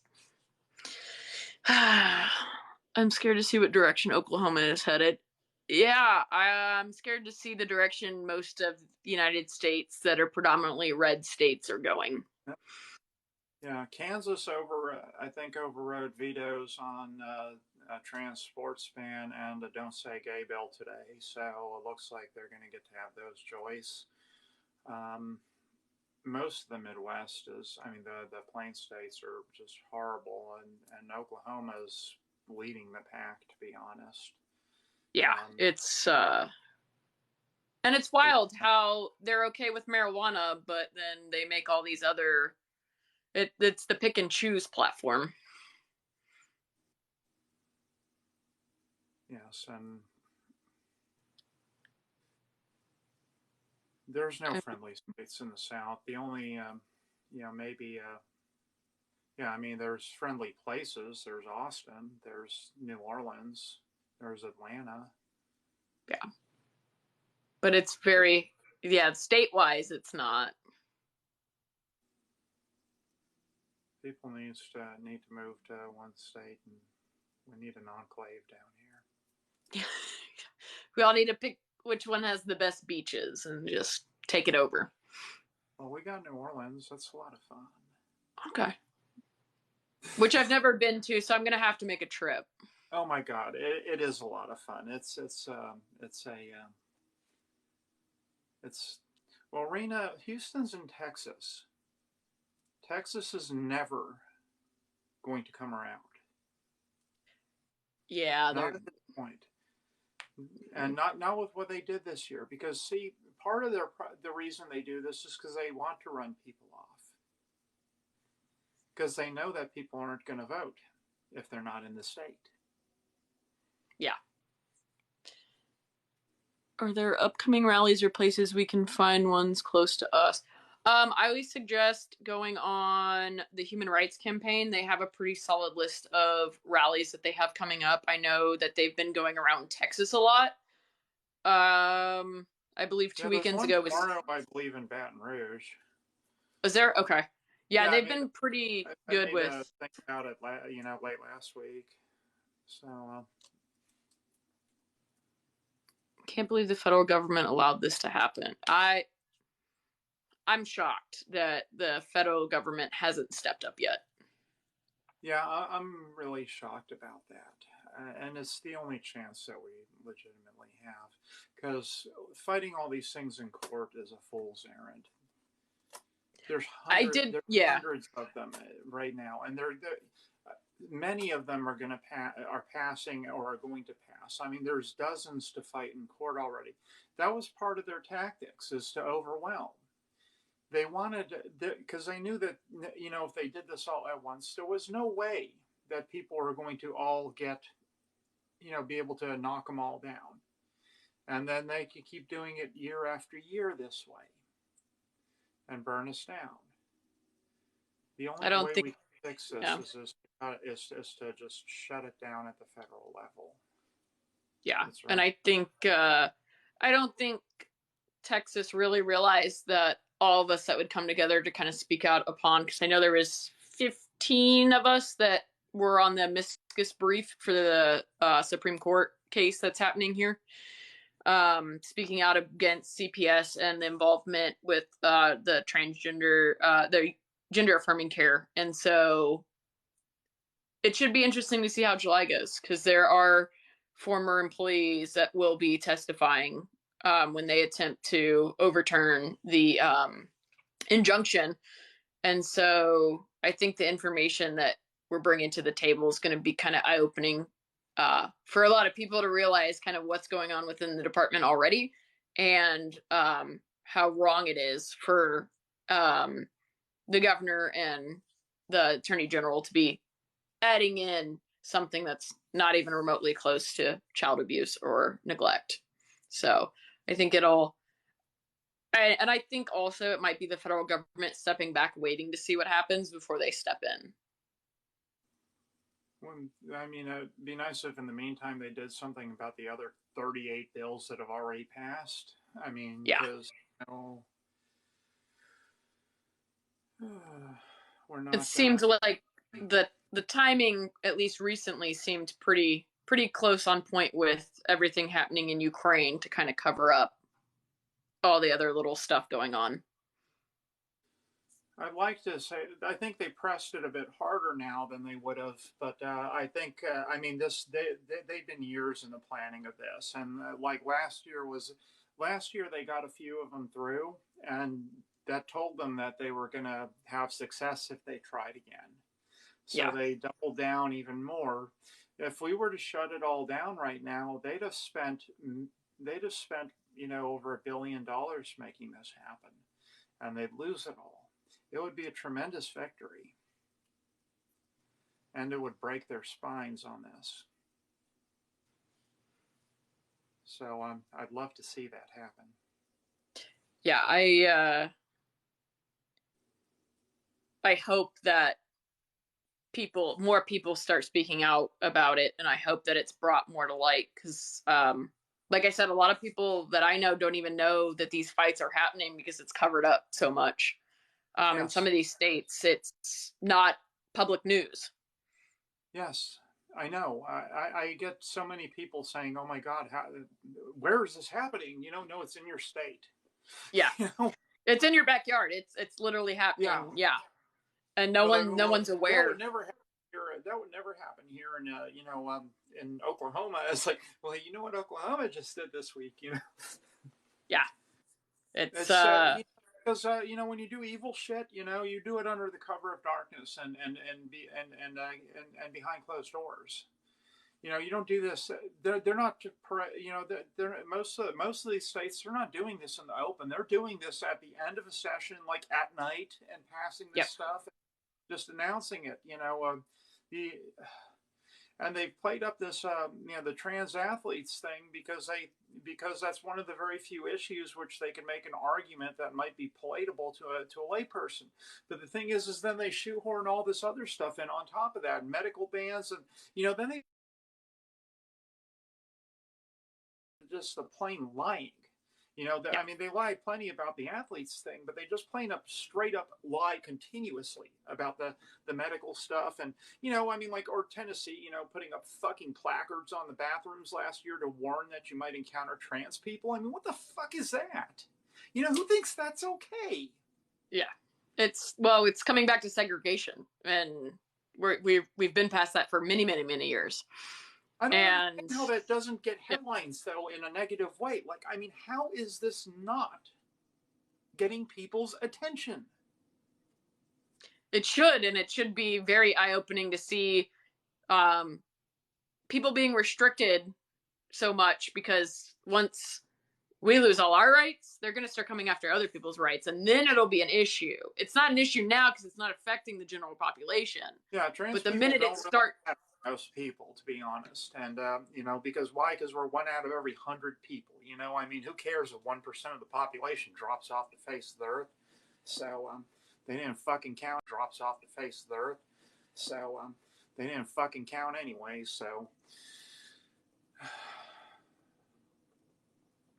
that is actually very true, because people fear what they don't understand and attack their discomforts. It's actually a really good way of putting that. 1%, though. I mean, they're fearing this 1%, of which, are people like me. Well, and it's people like my best friend who's in the military, who has no problem putting their life on the line, or my other friend who's law enforcement, or, I have all these friends that are first responders. I did rescue for many years. Yeah. And it's like, okay, these are the people that you have no problem saving you, but you want to take all the rights away, but you still want them to, oh, well, that's their job. It's like, you can't, it's a slippery slope of, if we don't stand up now and we don't put a stop to it, it's only going to become worse. And it's not, realize that. Yeah, it needs to be out there, the fact that this is only going to get worse. And that, Disney wanting to move out of Florida, that's the least of the worries that we have coming. Because it is only going to get worse. Yeah. And they're not even kind of done. No, this is them getting started. This is the warm up, the pregame for them. Lucky me.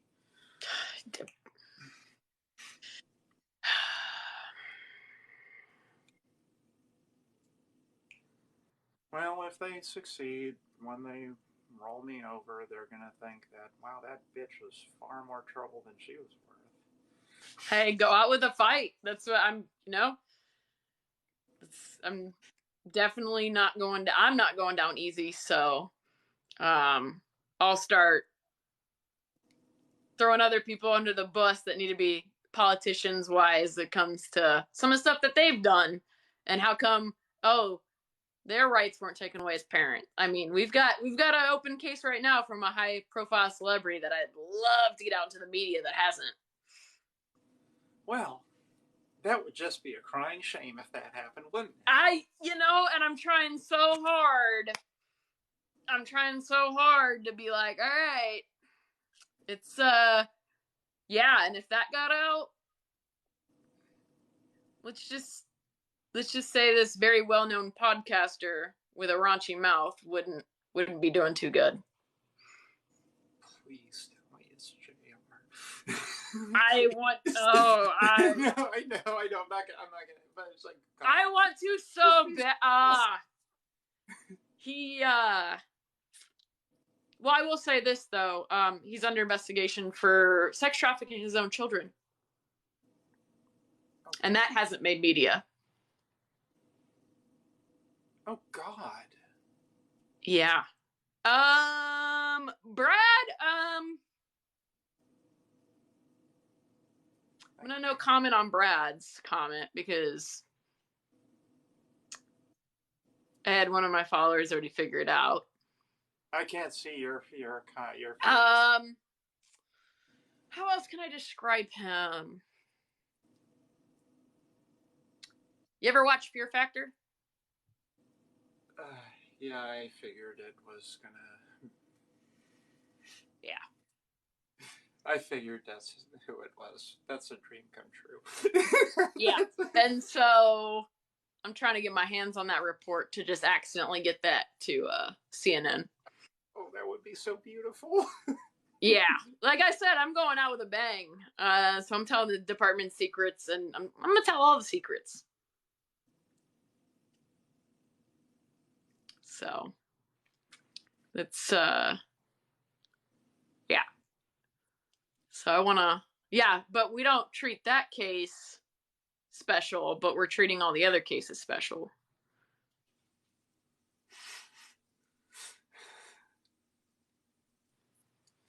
See, that is called transparency. that podcaster got onto my radar for spreading misinformation about COVID. Yeah. indirectly responsible for the deaths of hundreds of thousands of Americans. So yeah, he yeah, open CPS investigation going on. So pobrecito. I just can't wait until I accidentally let that report slip. Well, shit, that just made my day, actually. And I was like, why am I trusted with all this? And I know so much, and the department just, I know too much. And I'm going to let it all out the minute I'm completely severed from them. Because currently, they let me run out some of my leave. So, did the report just fall out of your hand into that mailbox? Yeah, it did. It accidentally just got left on the copier with 500 copies. Yeah, I mean, it could have, the wind took it and just blew it all around the neighborhood. The wind took it and put it on a billboard right next to his house. Yeah, could have happened to anyone. Could have. So, yeah, that's my, that's also the reason why I'm still working with CNN on that one. So. CNN will love to hear that. Oh, they're gonna, yeah, they already are. Yeah. They would love that. I told them if they run a piece on educating people about gender affirming care, that I would give them a headliner for months. So. Oh my God. Yeah. So that's the goal. That's what I told them. I was like, I get what I want. You guys get what you want. I'm just taken aback with the awesomeness of this all, and just what I just read, the revelation here. I mean, that's, my God, that's fucking awesome. Yeah, no, I took a lot of information with me when I left, so. I've made many videos about this person. Okay, this is like, would be like my #1 target going down. Well, the next video you might just want to mention the fact that he's being investigated currently by the department. Oh, I will, if that's okay. Oh yeah, go for it. I mean, I was down the street and I saw the person walk up to the door. I don't know what you're talking about. Plus, when we joined the department, they never had us sign any sort of non-disclosure. So. Oh, fuck yeah. Yeah. So I'm like, I don't want to give all my information out just yet, but slowly but surely, it's all getting leaked. Just like, I don't know if you're familiar with the refuge here in the Austin area, where the department was in trouble for allowing sex traffic victims to be re-sex trafficked. Did you hear about that story? Oh no. Oh, so Department of Family Protective Services issued licenses to the refuge, which is out of Bastrop, Texas, and they housed youth that the department saved out of sex trafficking. So, the people that the refuge ended up hiring were sex trafficking some of the females again, and the department's attempting to cover it up when in meetings that they've already admitted that it was happening.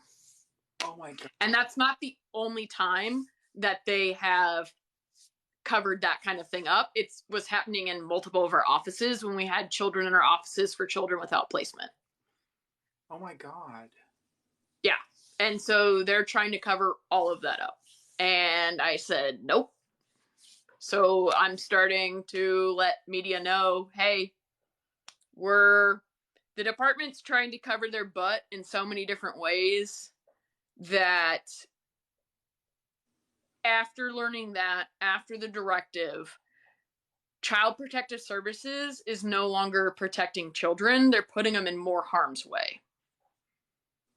And I mean, there's a huge lawsuit happening right now for where the department would place children in the foster care because sometimes they would be re-victimized in the foster homes that we were putting them in. And so there's a statewide, or is it federal? It might be federal lawsuit happening right now against the department. Wow. And so it's, the issues run deep, and when they came out and said that the Texas Rangers did an investigation on the refuge and they said that it wasn't happening, they had already told people that stuff was happening. So it's the cover-ups are beyond crazy. And it needs to get out there that the department's covering up a lot of issues. That's just, my God. Yeah. That's, yeah. And that's just what I learned. Like, it's hard to, get me where I'm completely speechless, but yeah, you did it. Well, and that's only what I learned in 10 months. Like, imagine how much worse things are. That's all I could learn in 10 months of working there. Oh my God. And I was a low level, I was just an investigator. It's not even like I was supervision or anyone higher up. That's what I was able to learn as an investigator. So we, there's a lot to be talked about, but I wanted to focus on the gender affirming care. That's what I wanted to be the main focus. I didn't want to take away from that. And that's why, because I knew the minute the podcaster came up, that would be mainstream. Mm-hmm. I don't want it to take away. I don't want it to take away from the gender affirming care. So. Well, thank you from the bottom of my heart for actually making that a priority. I'm serious. I mean, that's... Oh yeah, no, that was my, hey, I have something for you if you do this for me. That was my trade-off with them.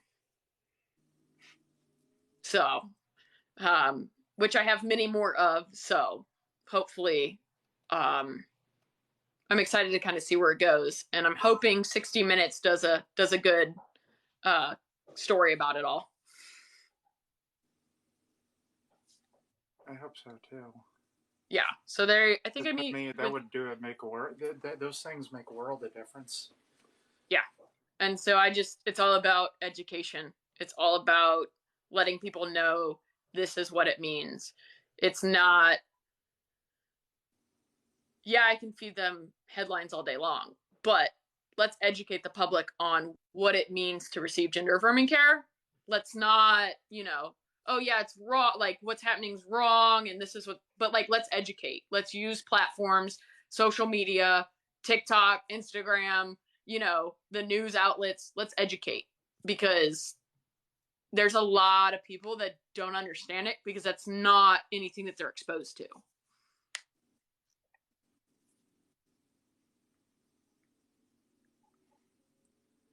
I'm still also trying to get over that some of those revelations there. I'm sorry. Yeah, it's that one is like I've been dreaming about something like that. Yeah, and yeah, it's I'm surprised it hasn't already come out. Which is shocking to me that it hasn't already come out. So, but it will be. It's coming. It will be. I just can't believe that. I mean, that's just so awesome. Yeah. And so I'm sure the more people I talk to, the more high profile cases like that I'll come across, where it's like, all right, why is gender affirming care receiving such special treatment when you have people with money getting away with stuff? Yeah, because sometimes, I mean, there's the whole people using, their office to advance personal hate, and Yeah. that's just despicable, and it deserves to, be deserves to be held accountable. Yeah. No, it's definitely gonna be sticking it to some of the politicians down here. I'm gonna do some more digging, see what I can get on some other people. Well, if you ever want a confidential source, if you ever want an outlet, I'll be happy to take. Oh, I'll be happy to feed you information. That information. So yeah, I'll be definitely happy because it needs to get out there. And the way DFPS operates needs to get out there because it needs some serious overhaul. Because the people that are in the state office, the people in charge, they don't understand what's going on at the ground level, and they're just able to cover it up. And there's no reason why a department that's meant and was made for protecting children should no longer be victims once we step in. And the fact that we're facilitating re-victimization of these children, it's sick. Yeah, I'd if also anything, be happy to help call attention on that story too, because that's just horrible. Yeah, no, and it's so that was just a facility that that we licensed and that we oversaw, but it was happening out of our offices, and we were told to just keep quiet. Wow. Yeah. And so just wow, yeah. Yeah, it's that Jesus. Yeah, well, and then once that happened, I was like, I can't be a part of it. Like, I couldn't be a part of it from the beginning, and I tried so hard because I was like, oh, I'm making a difference. But after seeing how bad this system's broken, there's no one person, one good investigator, social worker, or anybody, a handful of them. They need to literally drain the swamp, which is the terms they like to use, drain the swamp and start over. It's just rotten to the core. Yeah, it is. It's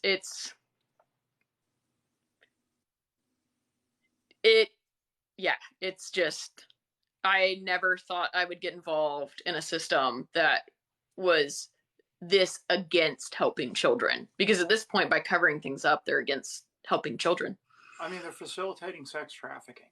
Okay. Yep. They're doing cover-ups to protect, the celebrities and other influential people. But at the same time, they're harassing good families who aren't doing anything wrong. Yes, they're violating their core mission in so many ways. It's not even funny.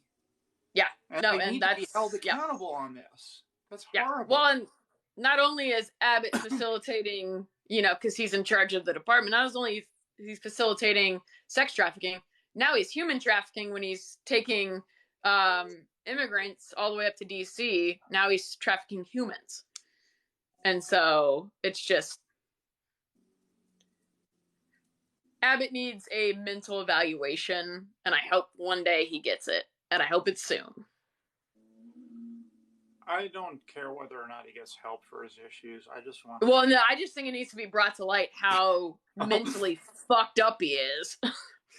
Yeah, I mean, I think maybe he can get help for his issues while he's in prison. Yeah. Did you hear about how he got into the wheelchair? No, I did not.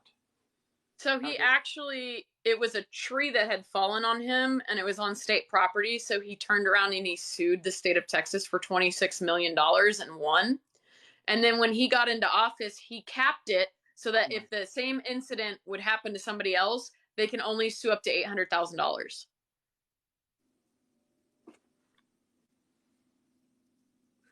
What a rat bastard. Right?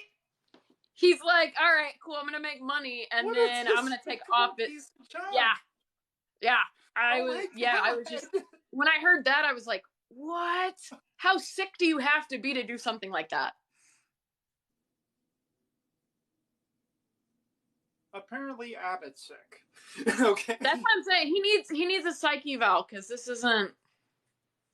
No, he needs an exorcism. I don't even know if that would help. I don't even know if that would help him. Then a psych eval. Or all of this conversion occurring while in prison. Yeah, well, yeah.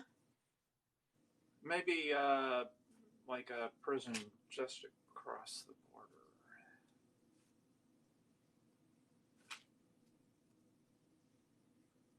Yeah.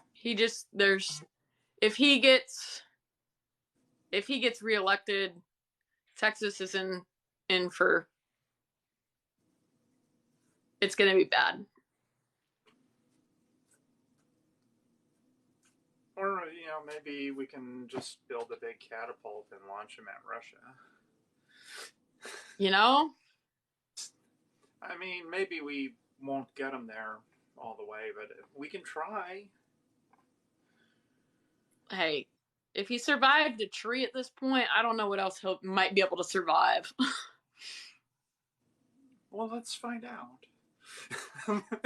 So, we'll start with the billboards, and I'll just put a tree on the billboard. Remember me?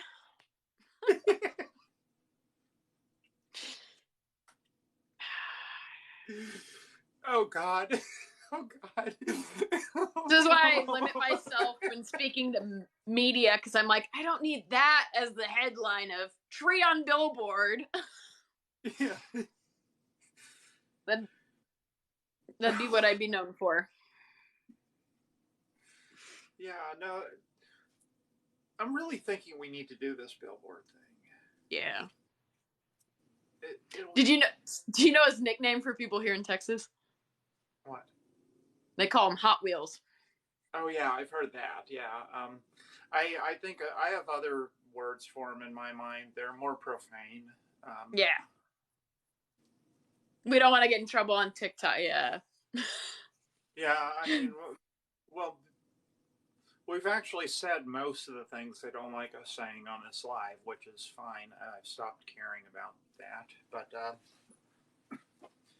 I do, yeah, I mean, there's no reason to tempt fate. Yeah, I've already gotten in trouble a couple of times with TikTok for some of the things I've said. Yeah, I was going to say, if we talk at some time in the future, I probably know some ways around that stuff. Perfect. So, but, because I've been banned over 30 times. All right. Then, yeah, you definitely know some workarounds. Oh, yeah, I mean, like I said, I'm the most hated demographic in America, and I'm a doctor. So, which is like the second most hated demographic these days. Which is wild, because everybody has to go to the doctor. Yeah, I survived a permaban here. Dang. I have good followers. They wrote 100,000 emails. Oh, shit. All right. Yep. There you go. Yeah, like I said, I cause some trouble sometimes.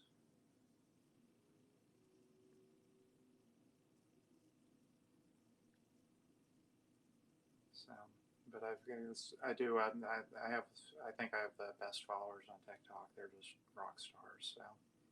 Oh yeah, they're super supportive, and I've had a few reach out to me, and it's awesome, the following that you've created. But yeah, it's actually a literal army of awesomeness. So. Yeah, someone said they finally realized it's more work for them to keep me banned. Yeah. just let her talk.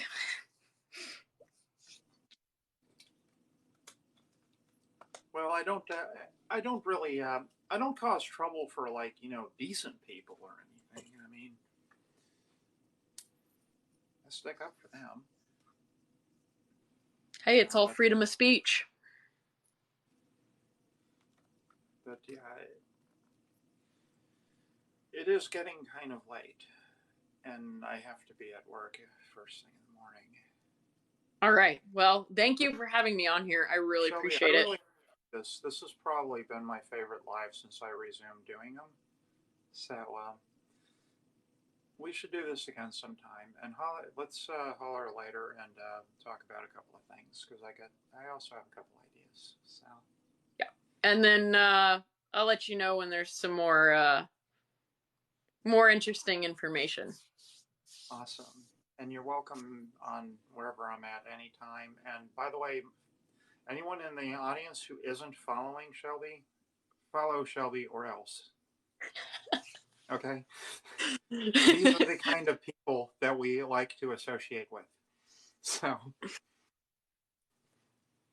Well, all right. I'll let you go. And then we'll touch base later this week. Yeah. And thank you for kicking some butt. Oh, yeah. I'm not stopping. Awesome. Hell yeah. All right. Bye. All right. Take care. Bye. Bye, y'all. So I gotta go to bed, y'all.